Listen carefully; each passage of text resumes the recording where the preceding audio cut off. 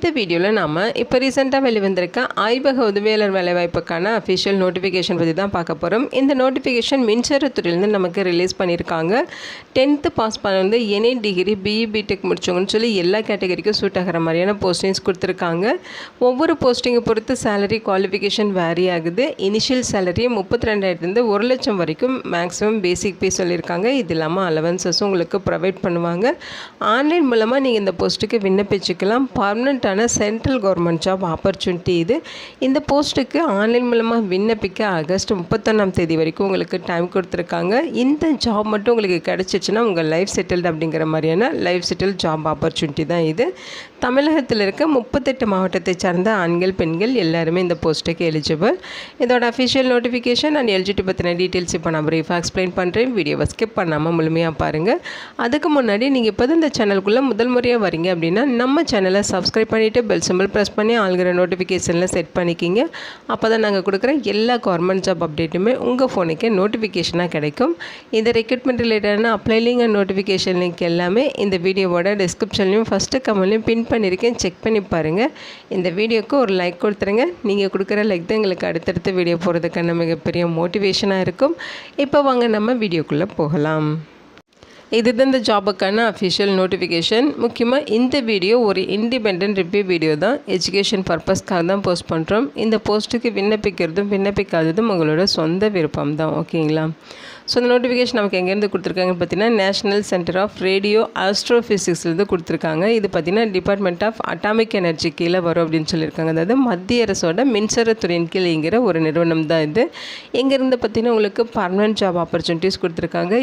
நமக்கு 2 விதமான நோட்டிஃபிகேஷன்ஸ் கொடுத்துருக்காங்க. இது பார்த்திங்கன்னா ஃபஸ்ட்டு நோட்டிஃபிகேஷன். ஓகேங்களா? ஸோ இந்த நோட்டிஃபிகேஷனில் நமக்கு என்ன சொல்லியிருக்காங்கன்னு பார்த்தீங்கன்னா ப்ராஜெக்ட் அட்மினிஸ்ட்ரேட்டிவ் ஆஃபீஸர் போஸ்டிங்ஸ் இருக்குது. அதே மாதிரி ப்ராஜெக்ட் அட்மினிஸ்ட்ரேட்டிவ் அசிஸ்டன்ட் போஸ்ட் இருக்குது. ப்ராஜெக்ட் டெக்னிக்கல் அசிஸ்டன்ட் லோ ஹார்ட்வேர் போஸ்ட் இருக்குது.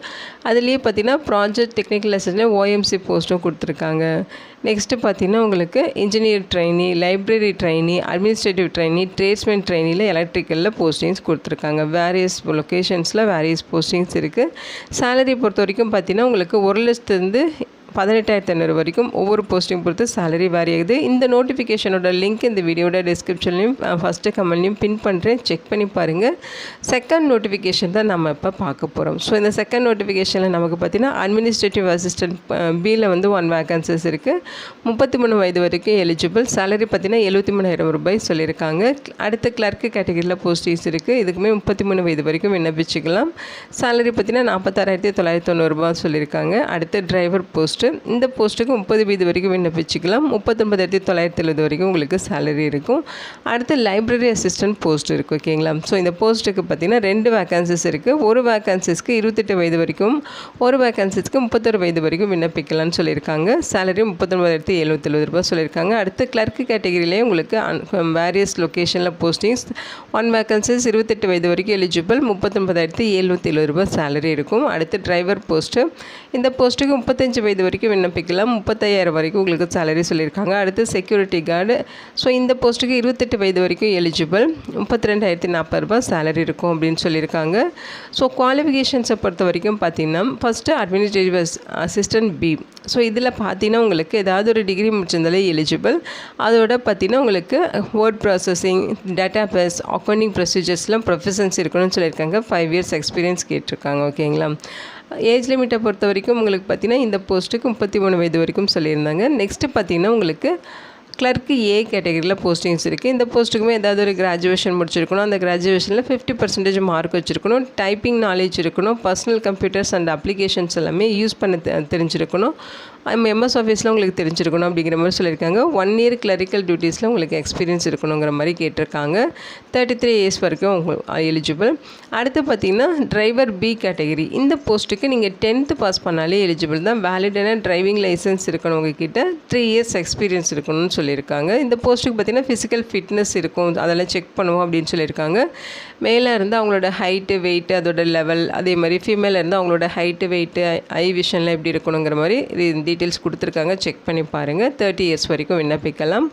அடுத்து பார்த்திங்கன்னா லேபரேட்டரி அசிஸ்டன்ட் பி, இந்த போஸ்ட்டுக்கு பார்த்திங்கன்னா எலக்ட்ரானிக்ஸ் டிசிப்ளினில் போஸ்டிங் சொல்லியிருக்காங்க. அந்த டிசிப்ளினில் நீங்கள் NTC சர்டிஃபிகேட்டோ அல்லது NAC சர்டிஃபிகேட்டோ வச்சுருக்கீங்கன்னா நீங்கள் எலிஜிபிள். 60% மார்க் வச்சுருக்கணும்னு சொல்லியிருக்காங்க. NTC சர்டிஃபிகேட் இருக்குது அப்படின்னா 2 இயர்ஸ் எக்ஸ்பீரியன்ஸ் வந்து ரெப்யூட்டட் ஆர்கனைசேஷனில் ஒர்க் பண்ண எக்ஸ்பீரியன்ஸ் இருக்கணும். NAC சர்டிஃபிகேட் இருக்குன்னா 1 இயர் எக்ஸ்பீரியன்ஸ் இருந்தாலே போதும் அப்படிங்கிற மாதிரி சொல்லியிருக்காங்க. ஓகேங்களா?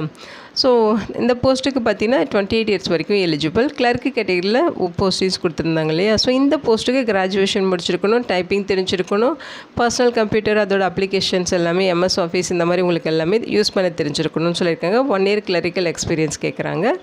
நெக்ஸ்ட்டு பார்த்தீங்கன்னா டிரைவர் பி கேட்டகரியில் போஸ்டிங்ஸ். இதுக்குமே நீங்கள் 10th பாஸ் பண்ணியிருக்கணும், வேலிடான டிரைவிங் லைசன்ஸ், 3 இயர்ஸ் எக்ஸ்பீரியன்ஸ் இருக்கணும் அப்படிங்கிற மாதிரி சொல்லியிருக்காங்க. ஃபிசிக்கல் ஃபிட்னஸ் பார்ப்பாங்க, அதோட டீட்டெயில்ஸ் கொடுத்துருக்காங்க. மேலுக்கும் ஃபீமேலுக்கும் தனித்தனியாக கொடுத்துருக்காங்க. டீட்டெயிலாக நீங்கள் செக் பண்ணிக்கலாம்.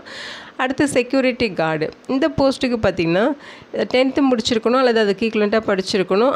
அதோட ஃபயர் ஃபைட்டிங் ட்ரைனிங் சர்டிஃபிகேட் வச்சுருக்கணும், NCC certificate, civil defence certificate, home கார்டாக ஒர்க் பண்ண சர்டிஃபிகேட் இந்த மாதிரி இருந்துச்சுன்னா உங்களுக்கு ஒரு ப்ரிஃபரன்ஸ் கிடைக்க வாய்ப்புகள் இருக்குது. ஸோ பர்சனல் கம்ப்யூட்டர்ஸ் அதோட அப்ளிகேஷன்ஸ் எல்லாமே யூஸ் பண்ண தெரிஞ்சிருக்கணும். 3 இயர்ஸ் எக்ஸ்பீரியன்ஸ் கேட்குறாங்க. ஸோ இந்த போஸ்ட்டுமே ஃபிசிக்கல் ஃபிட்னஸ் பார்ப்பாங்க. மேலுக்கு ஃபீமேலுக்கு ஹைட்டு வெயிட்டு அதோட செஸ்ட் லெவல் இதெல்லாமே சொல்லியிருக்காங்க. செக் பண்ணிக்கிங்க. ஃபிசிக்கல் எஃபிஷியன்சி டெஸ்ட் இருக்குன்னு சொல்லியிருக்காங்க. ஸோ ரன்னிங் இந்த மாதிரி வந்து உங்களுக்கு டாஸ்க்கு கொடுப்பாங்க. ஷார்ட் புட்டு, அதே மாதிரி பார்த்திங்கன்னா சின்ஸ் அப்பு, புஷ்அப்பு, ஷிட்ஸ் அப்பு இந்த மாதிரி வந்து உங்களுக்கு டாஸ்க் இருக்கும். செக் பண்ணிக்கிங்க. ஸோ அடுத்து பார்த்திங்கன்னா உங்களுக்கு ஜென்ரல் இன்ஸ்ட்ரக்ஷன் கொடுத்துருக்காங்க. இது சென்ட்ரல் கவர்மெண்ட் ஜாப் ஆப்பர்ச்சுனிட்டி தான். ஸோ ஆல் இந்தியன் சிட்டிசன்ஸ் தாராளமாக விண்ணப்பிச்சுக்கலாம். ஆகஸ்ட் 31ஆம் தேதி வரைக்கும் அப்ளை பண்ண டைம் கொடுத்துருக்காங்க. ஸோ ஆன்லைன் மூலமாக விண்ணப்பிக்கிறதுக்கான லிங்க் இது தான். இந்த லிங்க்கில் போய்ட்டு தான் நீங்கள் ஆன்லைனில் அப்ளை பண்ணணும். ஆன்லைன் அப்ளிகேஷன் ஃபார்ம் கம்ப்ளீட் பண்ணி சென்ட் பண்ணணும் அப்படின்னு சொல்லியிருக்காங்க. ஸோ உங்கள் செலெக்ஷன் ப்ரொசீஜர் கொடுத்துருக்காங்க. ஸோ அதுக்கு தனியாக PDF லிங்க் கொடுத்துருக்காங்க. ஸோ இதில் வந்து உங்களுக்கு செலெக்ஷன் ப்ரொசீஜர் என்ன அப்படிங்கிறத கைட் பண்ணியிருக்காங்க. ஓகேங்களா? ஸ்க்ரீனிங் இருக்கும், அப்ளிகேஷன் ஸ்க்ரீனிங் பண்ணுவாங்க. ஸோ அதுக்கப்புறம் ப்ரிலிமினரி ஸ்க்ரூனிட்டி ஆஃப் டாக்குமெண்ட்ஸ் இருக்கும், ஃபிசிக்கல் ஃபிட்னஸ் இருக்கும், அதாவது டிரைவர் போஸ்ட்டு, செக்யூரிட்டி கார்டு போஸ்ட்டுக்கு ஃபிசிக்கல் ஃபிட்னஸ் டெஸ்ட் இருக்கும். அதுக்கப்புறம் ஸ்கில் டெஸ்ட்டு, ட்ரேட் டெஸ்ட்டு, லாஸ்ட்டாக உங்களுக்கு ரிட்டன் டெஸ்ட் இருக்கும். ஓகேங்களா? ஸோ அட்மினிஸ்ட்ரேட்டிவ், டெக்னிக்கல், ஸோ இந்த போஸ்ட்டுக்கெலாம் பார்த்திங்கன்னா உங்களுக்கு ரிட்டன் டெஸ்ட், இன்டர்வியூ இருக்கும் அப்படிங்கிற மாதிரி சொல்லியிருக்காங்க. ஸோ அப்ளிகேஷன் ஃபார்ம் ஃபில் பண்ணுறதுக்கான கைட்லைன்ஸ் இந்த PDFயில் கொடுத்துருக்காங்க. ஓகேங்களா?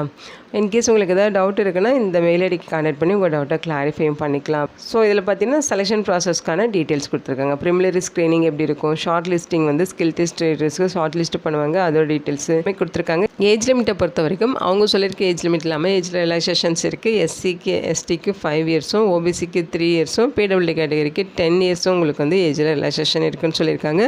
நீங்கள் PWD கேட்டகரியிலே SC STனா 15 இயர்ஸ் ரிலாக்ஸேஷன், OBCனா 13 இயர்ஸ் ரிலாக்ஸேஷன். ஸோ இந்த மாதிரி உங்களுக்கு ஏஜில் ரிலாக்ஸேஷன் அறிவிச்சிருக்காங்க. ஓகேங்களா? ஸோ அந்த செலெக்ஷன் ப்ராசஸ்க்கான டீட்டெயில்ஸ் தாங்க கொடுத்துருக்காங்க. டாக்குமெண்ட் வெரிஃபிகேஷனுக்கான டீட்டெயில்ஸ் கொடுத்துருக்காங்க. அதேமாதிரி மெயின் ரிட்டன் டெஸ்ட்டு, அப்புறம் இன்டர்வியூ, இதுக்கான டீட்டெயில்ஸுமே இருக்குது. ஓகேங்களா? ஸோ இந்த டீட்டெயில்டாக நீங்கள் செக் பண்ணி அதுக்கேற்ற மாதிரி நீங்கள் அதோட எக்ஸாம்ஸ்க்கு ப்ரிப்பேர் ஆகிக்கிங்க. ஸோ இதே உங்களுக்கு 11 பேஜஸ் எக்ஸ்பிளைன் பண்ணியிருக்காங்க. டீட்டெயில்டாக செக் பண்ணி பார்த்துக்கோங்க. ஓகேங்களா? ஸோ இதை பார்த்தீங்கன்னா பர்மனெண்ட்டான சென்ட்ரல் கவர்மெண்ட் ஜாப் ஆப்பர்ச்சுனிட்டி மின்சாரத்துறையிலேருந்து ரொம்ப நாளைக்கு அப்புறம் இந்த நோட்டிஃபிகேஷன் ரிலீஸ் பண்ணியிருக்காங்க. இயர்லி ஒன்ஸ் தான் நமக்கு இந்த மாதிரி நோட்டிஃபிகேஷன்ஸ் கொடுப்பாங்க. ஸோ இந்த இயர் இந்த நோட்டிஃபிகேஷன் இப்போ கொடுத்துருக்காங்க. ஓகேங்களா? இதோட லிங்க் டீட்டெயில்ஸ் எல்லாமே இந்த வீடியோவோட டிஸ்கிரிப்ஷன்லையும் ஃபஸ்ட்டு கமெண்ட்லையும் பின் பண்ணியிருக்கேன். செக் பண்ணி பாருங்கள். இந்த வீடியோ உங்களுக்கு யூஸ்ஃபுல்லாக இருக்குன்னு நினைக்கிறேன். உங்கள் ஃப்ரெண்ட்ஸ் அண்ட் ஃபேமிலி மெம்பர்ஸ் நிறைய பேருக்கு இதை ஷேர் பண்ணுங்கள். இந்த போஸ்ட்டுக்கு விண்ணப்பிக்க இன்ட்ரெஸ்ட் இருக்குங்க, விண்ணப்பிச்சுக்கோங்க. Thank you so much and bye.